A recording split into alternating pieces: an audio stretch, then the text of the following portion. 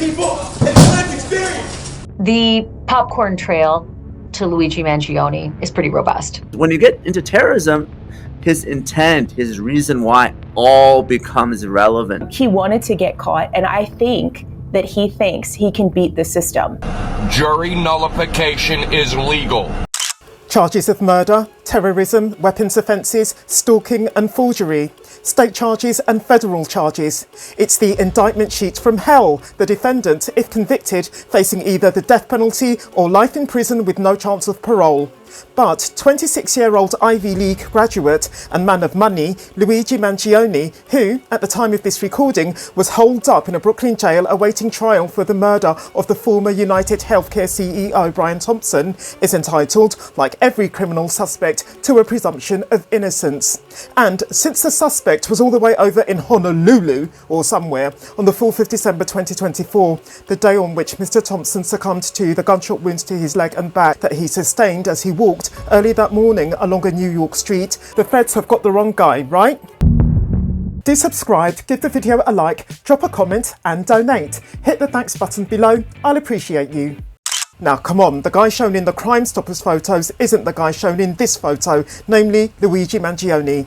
Given that we can hardly see the face of the person shown in the police snaps anyway, the person could be anyone, so we don't even need to get into how different the eyebrows of the person look to those of Mangione. Who says the fingerprints found on a water bottle and on a protein bar near the crime scene really do belong to Mangione? Who says the shell casings found at the crime scene really do correspond to the 3D printed gun that was found on Mangione at the time of his arrest? Thomas Dickey, Mangione's original lawyer, for one, demanded closer scrutiny of those pieces of evidence on grounds that, quote, those two sciences, in and of themselves, have come under criticism in the past relative to their credibility, their truthfulness, their accuracy, however you want to do it, unquote. The fingerprints are a forgery. The weapon match isn't a match at all. Luigi Mangione has a cast iron alibi. Unable to deem, beyond reasonable doubt, that the defendant is guilty, the jury acquits him. Luigi Mangione goes free. If the person wanted on criminal charges in State A is the person identified in State B is legally obligated to surrender the person to State A. Karen Friedman Agnifilo, a New York-based lawyer, used to be Chief Deputy District Attorney of Manhattan. Having since changed sides and built a formidable reputation as a defense attorney, Mrs. Agnifilo won't be commenting on the criminal trial of Diddy, Sean Combs, which is being defended by her husband, Mark Agnifilo, because beyond what the media reveals about the case, she isn't meant to know anything about it. If then she reveals that in the Brooklyn jail where he's awaiting his trial, Diddy is either upstairs to or downstairs from her own client, a fact which has already been revealed by the media, this is fine. Mrs. Agnifilo's first move as Luigi Mangione's lawyer was to order his Pennsylvania lawyer, Thomas Dickey, to hand her client over to the New York authorities on grounds that her client obviously is the guy in the police snaps. Mrs. Agnifilo clearly felt that fighting Mangione's extradition from Pennsylvania to New York, as Mr. Dickey had been doing, was a crass piece of time wasting, Mangione's helicopter ride from his home state over to New York being bound to happen whether sooner or later. Since Mangione has pleaded not guilty to all charges, what Mrs. Agnifilo can't do is to entice her client to accept a plea deal. In fact, even if Mangione changes his plea to guilty at any point between now and the conclusion of his trial, the difference that it will make to his sentence will be minimal at best. Mrs. Agnifilo will seek, rather, to create reasonable doubt over the reliability of the apparent evidence against her client presented by the 3D printed gun and silencer, the face mask, the fake ID, and the 3-page manifesto that were allegedly found on her client at the time of his arrest. She knows, of course, that this won't by any means be easy. The popcorn trail to Luigi Mangione is pretty robust. You know, that one camera shot, maybe not, but everything that happened afterwards, every single place he went, everything he dropped, where he dropped it, where he drove, where he boarded the bus, where he went, those things are all pretty well documented. You almost can't get away with murder these days just because you're always on camera no matter where you are. So that's number one. And what are the odds that someone has the same bike, the same jacket, the same gait, the same backpack, the same everything, all at 6:45 a.m. in that one area? And don't just take Ashley Banfield's word for it. But to write the manifesto that he did, to do this so brazenly, if you look at the video, he has no gloves on. He went to Starbucks, put his DNA all over these things. He wanted to get caught, and I think that he thinks he can beat the system. Here's a defense that Mrs. Agnifilo is guaranteed not to use. Or that Luigi Mangione is cosplaying as the shooter, like he's acting like he's the shooter. Your thoughts on that? Then again, Mrs. Agnifilo knows that despite all this apparently damning evidence against her client, which she will no less endeavour, as I say, to tear to shreds, if she plays her cards right, her client could no less walk. My mom was dropped from her health insurance while waiting for a lung transplant. The public response to the murder of United Healthcare CEO Brian Thompson makes his murder feel like a form of modern-day lynching, US citizens siding, for the most part it would seem, with the murder suspect. In court, US citizens could, correspondingly, have the lynching officially forgiven. Jury nullification is legal. Do not let Luigi go down for this, because let's get real, it's awful odd. Even if he did it, none of us give a damn about the man that died. His wife, maybe a few of his friends, not the rest of us, because what they did, what they've been doing, is even worse. So remember, jury nullification is legal, because they're most likely going to put him on trial in New York City. There's certainly a lot of anger at the health insurance industry for denial of claims, and what Luigi Mangione is accused of doing has struck a chord with some people who look at him as a folk hero, and they're sympathetic to Mangione because of his back surgery that he apparently had in 2023 to repair a painful spinal condition. Dr. Jack Kevorkian, a strong proponent of assisted dying who was prosecuted for unlawful euthanasia on no fewer than 5 occasions, got away with murder, if you like, on the first 4 of those occasions, literally because the jury didn't mind what he'd done. In his 5th criminal trial, the jury felt that the evidence against Dr. K proved his guilt beyond reasonable doubt, but yet this isn't what separated them from the first 4 juries. Given that this 5th jury convicted the man of second-degree murder, you can probably guess what did.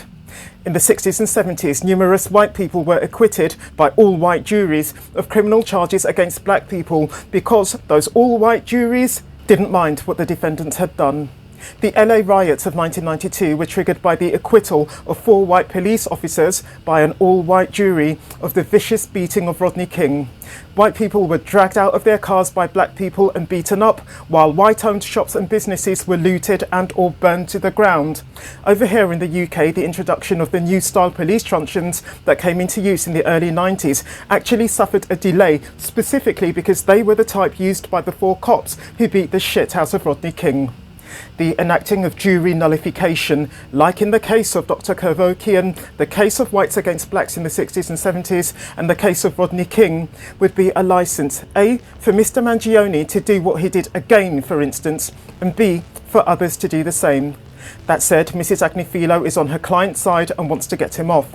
A lawyer isn't allowed to ask the jury directly to ignore the criminality to a defendant's act and, accordingly, to just let him or her off because what he or she did is something that the jury should be glad about. But through her very courtroom advocacy, she can certainly encourage them to do so, and I hear tell that Mrs. Agnifilo can be very persuasive when the stakes are high enough. A judge can't override an act of jury nullification. It's a long-ingrained constitutional right of US citizens serving on a jury. After a mistrial, a case isn't automatically bound to be retried, one reason for which being budgetary constraints. So, if there's a procedural error in Mangione's trial, such as a juror being disqualified, or if there's a serious issue with the evidence presented, or if there's a hung jury, all of which being cause for a mistrial, Mangione could again go free.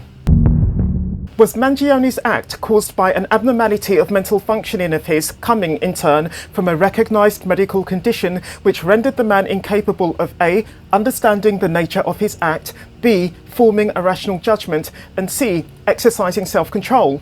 If the answer to all those questions is yes, then does Mangione's abnormality of mental functioning provide an explanation for the suspect's act? If so, the man can't be convicted of murder.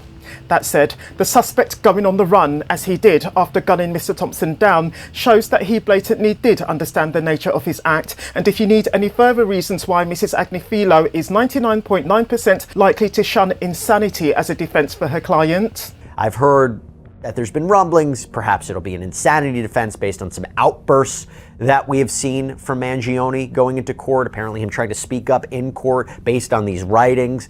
That is a tall burden. That is a lot, because you'd actually have to show that he didn't appreciate the wrongfulness of his actions, that he didn't understand what he was doing. But the evidence seems to suggest this was pre-planned. He knew what he was doing. There was writings in there to suggest he chose this option as opposed to perhaps using a bomb because that would kill more innocents. Again, if you attribute the writings to him. And even this escape route, this alleged escape route, and wearing a mask and taking transportation, this would all seem to suggest he knew what he was doing was illegal and he was trying to cover his tracks. In any event, being found not guilty by reason of insanity doesn't mean that the defendant goes free. It means that they spend the rest of their life, in some cases, in a straitjacket on some dingy hospital ward that basically feels like a living hell. An act of terrorism is an act that is intended to intimidate or coerce a civilian population, influence the policies of a unit of government by intimidation or coercion, and affect the conduct of a unit of government by murder, assassination, or kidnapping. The New York District Attorney, Alvin Bragg, says that shooting someone dead on a busy street in broad morning light has to make a murder an act of terrorism in line with the definition that we've just listened to. If we listen to Mangione's manifesto, we might well find terrorist intentions on the suspect's part. To the feds, I'll keep this short because I do respect what you do for our country. To save you a lengthy investigation, I state plainly that I wasn't working with anyone. This was fairly trivial, some elementary social engineering, basic CAD, which is computer-aided design, a lot of patience.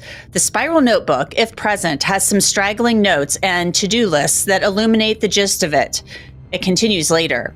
I do apologize for any strife of traumas, but it had to be done. Frankly, these parasites simply had it coming. As a reminder, the US has the #1 most expensive healthcare system in the world, yet we rank roughly number 42 in life expectancy. United is the largest company in the US by market cap, behind only Apple, Google, Walmart. It has grown and grown, but has our life expectancy. No, the reality is these have simply gotten too powerful, and they continue to abuse our country for immense profit because the American public has allowed them to get away with it. Obviously, the problem is more complex, but I do not have space, and frankly, I do not pretend to be the most qualified person to lay out the full argument. But many have illuminated the corruption and greed, e.g. Rosenthal, Moore, decades ago, and the problems simply remain. It is not an issue of awareness at this point, but clearly power games at play. Evidently, I am the first to face it with such brutal honesty. Ex-prosecutor Mrs. Agnifilo will dismantle each and every one of these statements of her client. The jury will feel, many predict, as if they've just listened to nothing more than senseless baby talk. Well, Mangione's lawyer can certainly instill reasonable doubt in the jury regarding whether the suspect held the mens rea, intention basically, in this case, for terrorist acts. You could argue pretty aggressively against terrorism here, because you could bring in this is perhaps a disassociative state or a frustration or anger, as opposed to I wanted to effectuate change. That's what terrorism is. I'm going to do something to terrorize the public or a leader to make a change in policy.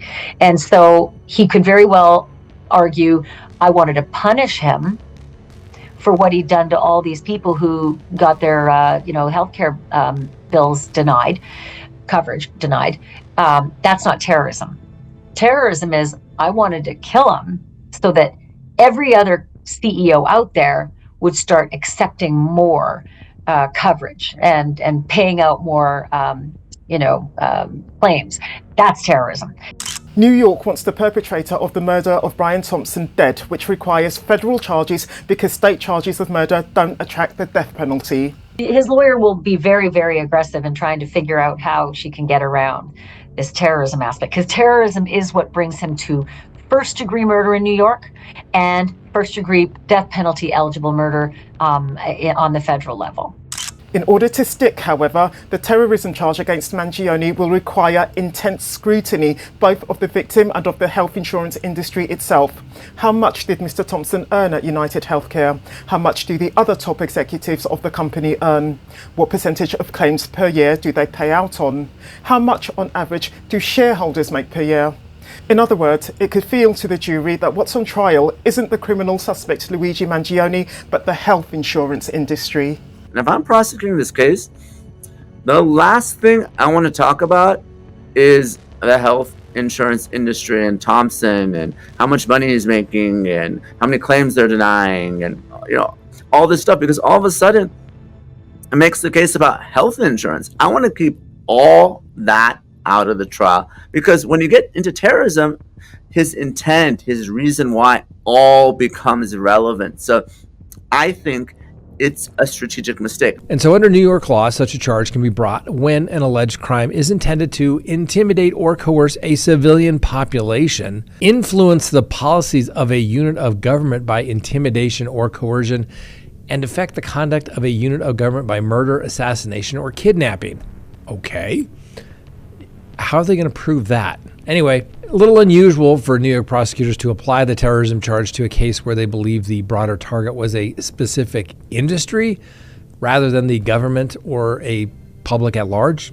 If you overcharge the case, sometimes it can really backfire, and that's the concern here.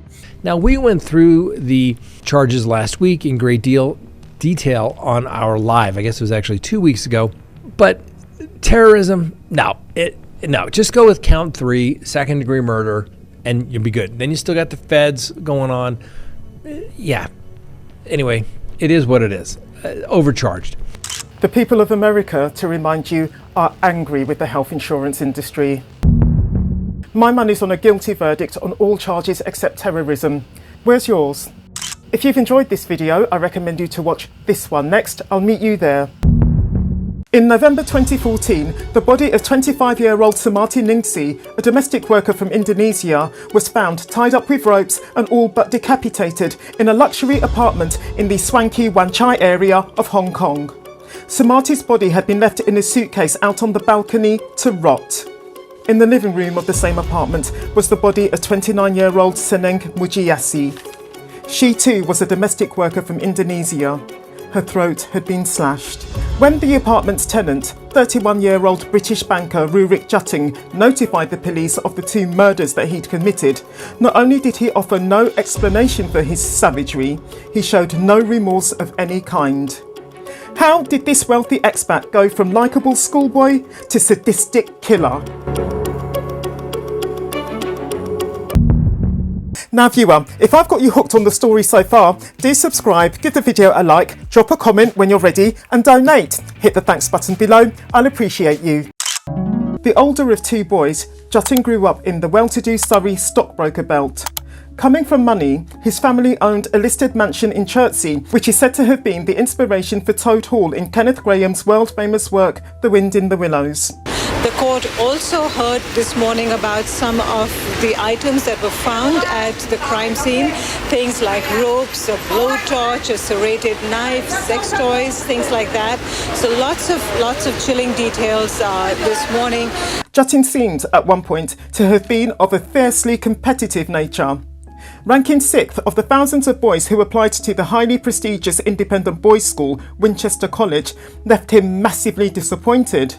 Only coming first would have been good enough for him, it seems. Jutting became a boatie, a member of the rowing club at Peterhouse College, Cambridge, while studying law and history.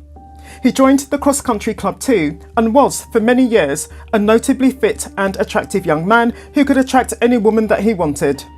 That said, some of Jutting's university contemporaries have disclosed the distinctly arrogant side of Jutting's personality. A reminder though that the defendant, Rurik Jutting, has pleaded not guilty to 2 charges of murder, but he has pleaded guilty to 2 lesser counts of manslaughter and to a 3rd charge of unlawful burial. Jutting came from money, or at least relative wealth. And yet, it was only in the course of his career as an elite banker, starting off as a trader for Barclays in the city, that Jutting developed both a taste for the high life and an obsession with making money. Jutting dated a glamour model, went on expensive skiing holidays, and joined an exclusive private members club in Shoreditch, East London. With his banking career on an upward trajectory, Jutting is said to have used his first city bonus to hire a prostitute. It may or may not have been during this encounter that Jutting developed a liking for violent sex. The evidence we're talking about includes video and images that the defendant had recorded on his phone, and that includes parts of the killings, and it also includes video of him talking about the way he raped one of the victims. So some extremely chilling details. Jutting's engagement to a fellow City banker ended when Jutting discovered that she cheated on him. This was in 2012, and it left Jutting devastated. Soon after his breakup, Jutting was transferred in his banking role at Merrill Lynch to Hong Kong. Jutting spent much of his £350,000 a year salary on cocaine and on high-class call girls. That's expensive, or high-cost call girls, of course. We are lucky because he don't do that to us.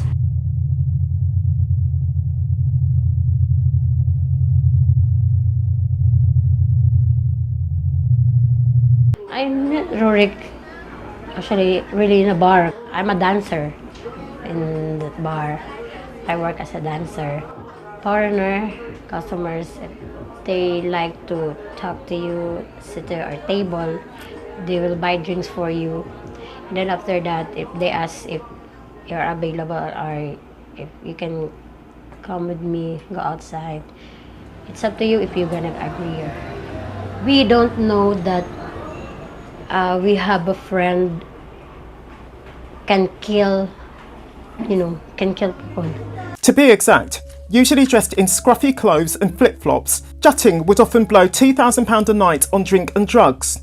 He lived alone, playing computer games, gambling and gorging on fast food and on alcohol. On the point of alcohol, in fact, just before going to bed, Jutting would drink virtually a whole bottle of vodka. That's how he got to sleep, he tells. Having no proper friends, Jutting was, as a result of his frequent drug binges, prone to behaving and looking like a zombie. Rurik sometimes have a good mood and then sometimes have a bad mood. He order many white wine. He asked about a party, jacuzzi party. And then he said, I'm gonna pay all the girls here, 8 girls. And they pay us to stay with him in a hotel. We're just joking about if Rurik is a killer and we are the victims. And that time, we don't know that he's real, that he's a killer, but we are not the victims. Jutting had also long since lost the physical fitness and attractiveness of his younger years, having grown considerably fat. Jutting made several debauched trips to Angeles City in the Philippines. On account of its cheap booze and thriving sex industry, the city is known as Sin City. In Sin City then, Jutting met a nightclub hostess. Their relationship would last 6 months. 2 weeks before murdering Samati, filming on his iPhone the despicable tortures that he inflicted on her, Jutting invited his girlfriend, whose name I couldn't trace, to Hong Kong. The 22-year-old says that Jutting hadn't given her any red flags relating to his true nature and that the two had even discussed marriage. Rurik Jutting, a Cambridge-educated financial trader, pleaded not guilty on the grounds of diminished responsibility. As regards Jutting's true nature, the psychiatrist who examined him after he was arrested for the 2 murders confirmed what was already abundantly clear. With his narcissistic personality disorder, Jutting was someone who frequently fantasised about torture, rape and kidnapping, found that fantasising about those evils wasn't enough, and, devastatingly for Samati and Seneng, did something about that. In the time between his 2 murders, Jutting changed his auto-reply in his work email. It now said, I am out of the office, indefinitely. For urgent inquiries, or indeed any inquiries, please contact someone who isn't an insane psychopath. Jutting had, in fact, come to hate his job. He enjoyed the lifestyle that it afforded him, but no longer wanted to have to work so hard for it. Having noticed a slump in Jutting's attitude and output, his boss had warned him about the potential consequences of his behaviour. On no less missing a meeting in London, Jutting told his boss, by way of excuse, that he had HIV. I personally don't see how being HIV positive can make someone miss a meeting. Jutting reported to the police that he murdered 2 prostitutes. After working as a domestic helper, Samati worked as a waitress. In the course of both jobs, she was sending money back home to her young son and to her parents. Seneng, meanwhile, having found herself out of work after time as a domestic helper, made money wherever she could. If both or either women ended up in sex work, that will have been their very last resort. They weren't on £350,000 a year, you see. Outside court, campaigners for migrant workers' rights have been calling for compensation for the Indonesian families of the victims. Jutting is set to spend the rest of his life in Hong Kong, in prison. Such was the sentence that he received on being found guilty in October 2016 of double murder. If this video has gripped you, I recommend you to watch this one next. I'll meet you there.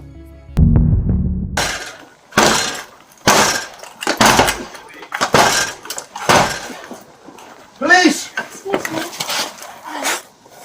Hello there. Hello, how are you? Yeah, good. There's no answer.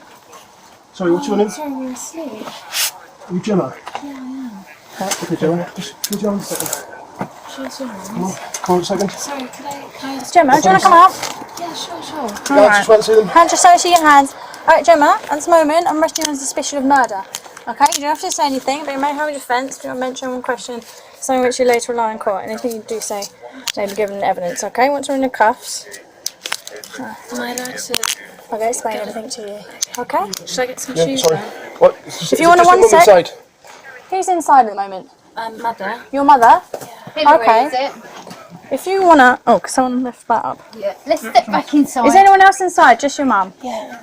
There is someone else inside, No, or just your that's mum? just my mum, yeah. Alright, do you want to... The polite, softly spoken woman whose arrest for murder you've just watched, which, as you saw, included the woman's very courteous semi-greeting, semi-question to the arresting officers, as if that was going to nudge them to let her off or something, is 36-year-old osteopath and single mother Jemma Mitchell, who, on the 11th of June 2021, took the life of her dear friend and fellow Christian 67-year-old Deborah Chuen to get her hands on Deborah's £700,000 fortune. Now viewer, if I've got you hooked on the story so far, do subscribe, give the video a like, drop a comment when you're ready and donate. Hit the thanks button below, I'll appreciate you.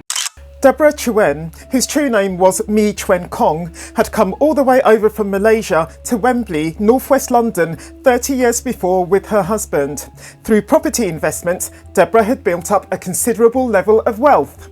Frequently posting Christian messages on her social media accounts, Deborah had both the respect and the goodwill of many people around her, since she often helped out those in need, and I believe that her help was of the monetary kind. However, having long since been widowed, she became known to do things like writing letters to high-profile figures like the Prime Minister, who at the time was Boris Johnson, and to Prince Charles, the latter public figure often being an imaginary dinner guest of Deborah's. She used to set the table for him. Deborah suffered, you see, from paranoid schizophrenia. While she was on antipsychotic medication to manage the condition, she was, as you've probably guessed, an extremely vulnerable person, and remember, she was 67. At a church event held in the summer of 2012, Deborah found herself clicking with a young woman also from North London, in fact from Bondbury, which isn't very far from Wembley at all, to whom she had been introduced. The woman, an osteopath by profession, was called Jemma Mitchell. As Deborah was learning, Jemma regularly posted Christian apologetics online in keeping with her staunch Christian faith. It wasn't long before the two women, united in particular by their commitment to Christianity, became very, very close friends. Born in Australia, but having been brought to England by her family at the age of 2, Jemma had had a private education before going to university to study human sciences, graduating with her degree in 2004. In 2015, Jemma found herself living in her long dilapidated family home in Brondesbury, having spent the 7 years before this point working as an osteopath over in Australia, and having since learned, very sadly, that on account of her not being registered with the General Osteopathic Council of the UK, she couldn't work as an osteopath here in England. I don't know for sure why Jemma didn't register with the said council, but if I had to guess, I'd say that it was because her qualifications in her field weren't recognised over here. I might be wrong, of course, and who knows. I'll tell you this though, while Jemma's family home was basically in ruins, it was no less worth all of £4.6 million. That's well over $5 million if you're watching me in a place where people use US dollars.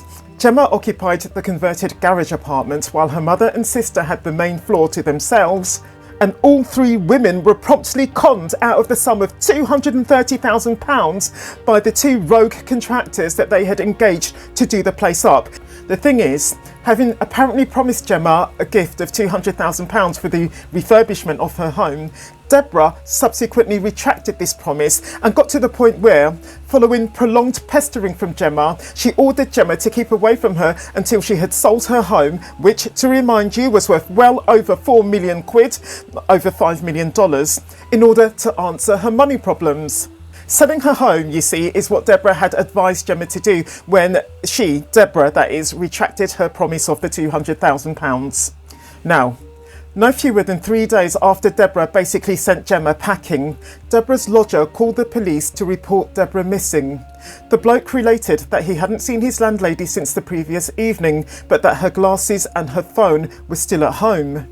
When the lodger contacted Jemma, who he knew to be a close friend of Deborah's, Jemma chose, funnily enough, not to say, "Oh, I've killed her and cut her head off, and now I'm in the process of planning how and where to dump her body, for which I will probably use my recently deceased neighbour's phone, which I nicked from his flat, you know, to book the hire car that I'll most likely be booking. And hey, I'd better not get a flat tyre on any part of the journey in case the repairman smells the rotting corpse in the boot and later testifies against me in court." Sorry. After a year of planning her return to her home country to visit her family and to get better in some way, Deborah had indeed just left for Malaysia. This is what Jemma told the lodger, who didn't believe her for a minute. More importantly, after looking into this story of Jemma's, which they naturally did in the process of their initial investigation into Deborah's disappearance, neither did the police.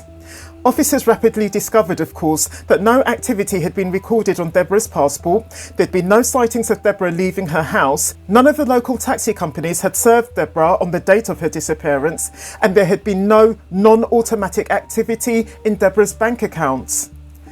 On the 6th of July 2021, however, Jemma took to answering the new probes that she was facing from the police, not with the said cock and bull story from before, but rather with no comment.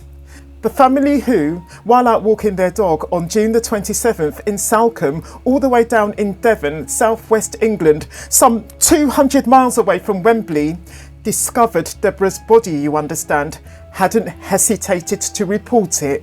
Emergency. Hi, I just found a body. Oh, go ahead, caller. What's your emergency? I just found a body. Right, okay.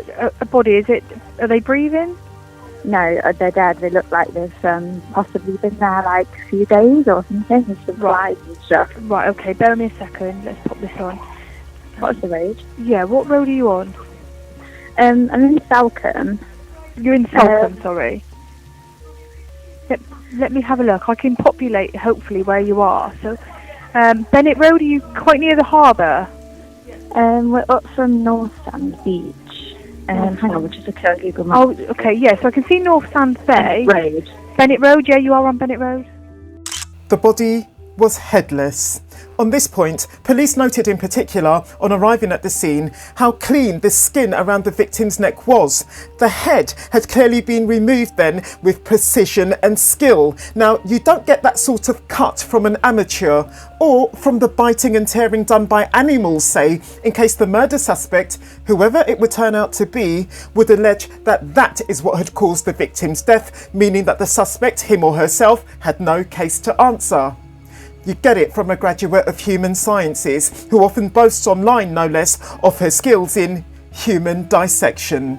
At uni, students of medicine and of human sciences get to practice this skill on the bodies of people who have donated their bodies to research. When 4 days later, meaning July the 1st, 2021, Deborah's head was found, and it wasn't very far from the body, a fracture was discovered in the skull. Notwithstanding, given how decomposed the body was at this point, Deborah having been killed 20 days before, Deborah's cause of death couldn't be determined. Now, there was CCTV showing Jemma leaving her home at 6:15 a.m. on the 11th of June 2021, rolling a blue suitcase and a black backpack, the two things seeming very light, not causing Jemma any sort of struggle or tiredness that anyone could note. CCTV also shows Jemma 25 minutes later in a change of clothes, don't know where she got changed, and with both a hat and a face covering on, and it showed her putting the backpack inside the suitcase. She walks in the direction of Deborah's home. At 7:56 a.m, the point at which Jemma is more or less on Deborah's doorstep, surveillance cameras show Jemma with her hat removed, but of course still wheeling the suitcase and still wearing the face mask. It's between now and 12:59 p.m. the same day that Jemma murders Deborah. However she does it, because as I say, Deborah's cause of death couldn't be determined. Since 12:59 p.m. is when Jemma is next captured on CCTV, and at that point she's just outside Deborah's home. She's now lugging the suitcase and the backpack separately, only this time they seem to be rather heavy, if not extremely heavy. No idea what's in the backpack, but the suitcase contains a dead body. 15 days later, meaning the 26th of June 2021, street cameras capture Jemma loading the suitcase into a Volvo SUV, which, as I hinted earlier, Jemma booked using the phone that she had stolen from a neighbour of hers who had recently died. So even before she does the horrendous thing to Deborah that she actually does, it's not as if she's been a goody two-shoes. She's, got something of a track record for dishonesty, and I'll say a bit more about that later. There is CCTV showing the same Volvo 3 to 4 hours later driving through Bennett Road in Salcombe in the direction of the wooded area where Deborah's body was found.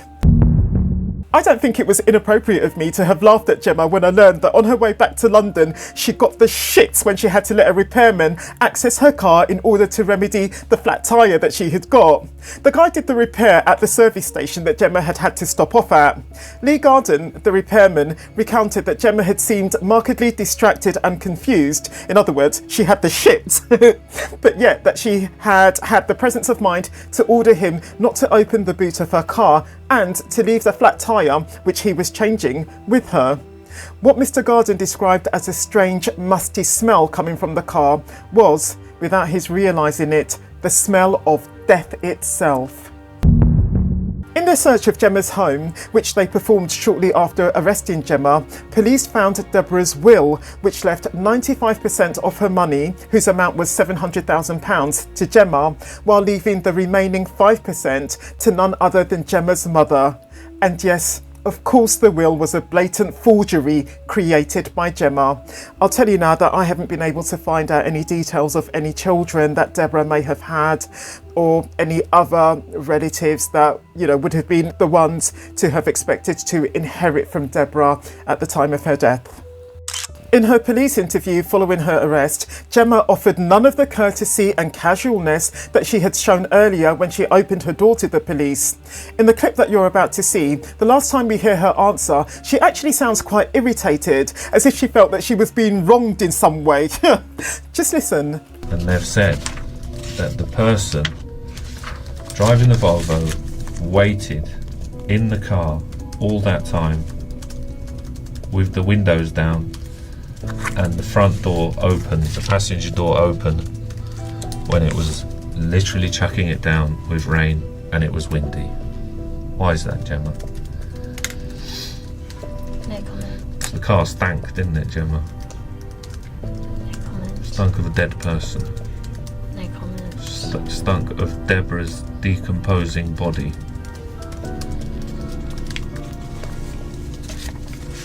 Is that right, Jemma? No comment. To sum up everything that was wrong with what Jemma did to Deborah, I honestly can't do any better than the judge of Jemma's trial, which took place in October 2022. You are now 38 years of age. You have one minor previous conviction for breach of a non-molestation order, which arose in a domestic context. I propose to ignore that and to treat you as a woman of effective previous good character. That large suitcase contained Deborah Chong's body. I have no doubt that you had killed her whilst you were at her house.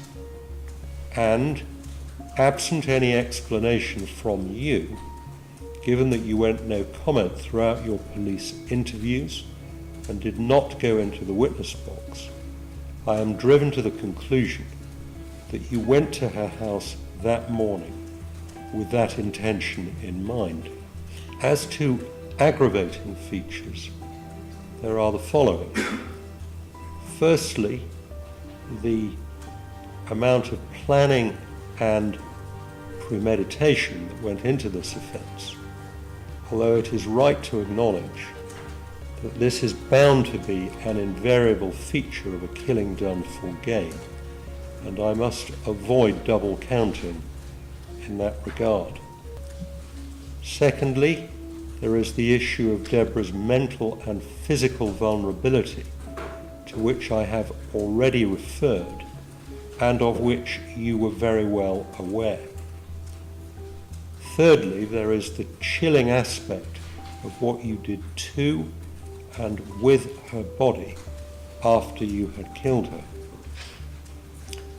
You have shown absolutely no remorse, and it appears that you are in complete denial as to what you did, notwithstanding what, in my judgment, amounted to overwhelming evidence against you. The enormity of your crime is profoundly shocking, even more so given your apparent religious devotion, as well as the fact that Deborah Chong was a good friend to you and had shown you great kindness. The sentence of the court is one of life imprisonment, and the minimum term of imprisonment that you will in any event be required to serve will be 34 years. There will be deducted from that term the 475 days that you have spent in custody on remand. Poor Deborah. As the judge said, and as we can all see for ourselves, she 100% didn't deserve what that greedy, evil bastard Jemma Mitchell did to her. Speaking of greed and evil, since Jemma's conviction, some of the woman's former friends have spoken up about Jemma's habit of stealing not just their money, but also their lovers. If this video has gripped you, I recommend you to watch this one next. I'll meet you there.